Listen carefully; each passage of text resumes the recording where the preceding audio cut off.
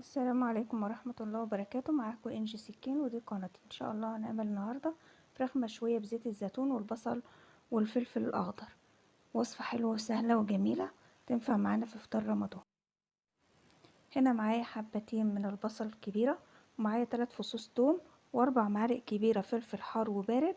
وبدأت اضيف لهم توابل: معلقة كبيرة من الكمون الناعم، معلقتين من الكزبرة الناعمة، نص معلقة صغيرة من الفلفل الاسمر، ومعلقة كبيرة من الملح.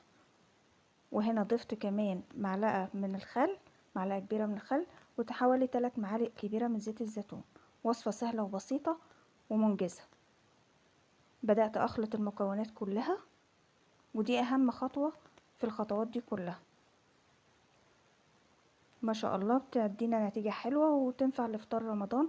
وصفة حلوة إن شاء الله تجربوها وتعجبكم. وهنا معايا نص كوباية من عصير الطماطم المتسبكة، ببدأ أخلطها. وبعد كده معايا فرخة كاملة حوالي 2 كيلو أو أزيد، طبعا مغسولة ومنقوعة في محلول النقع. وبعد كده صفيتها، وبدأت ان انا كنت عاملة فيها فتحات تحت جلد في اللحم نفسه. وهنا ببدأ اعملها اتبلها.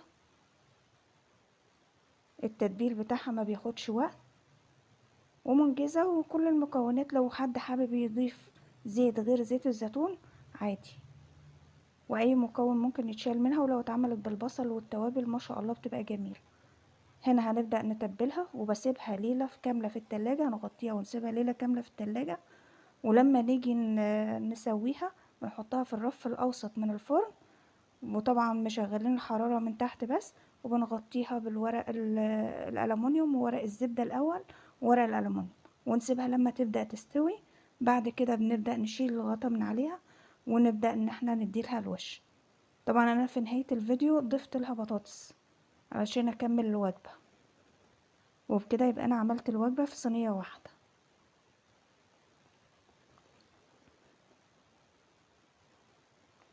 هنا بنبدأ نتبل.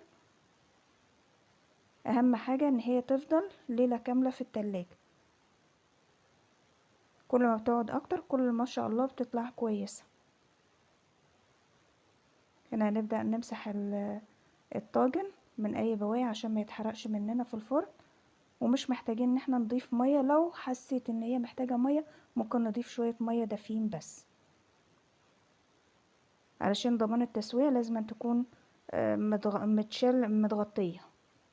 هنا طلعت من الفرن وقدمتها مع رز بشعرية وما شاء الله مستوية، ووجبة جميلة. وطبعا ما فيش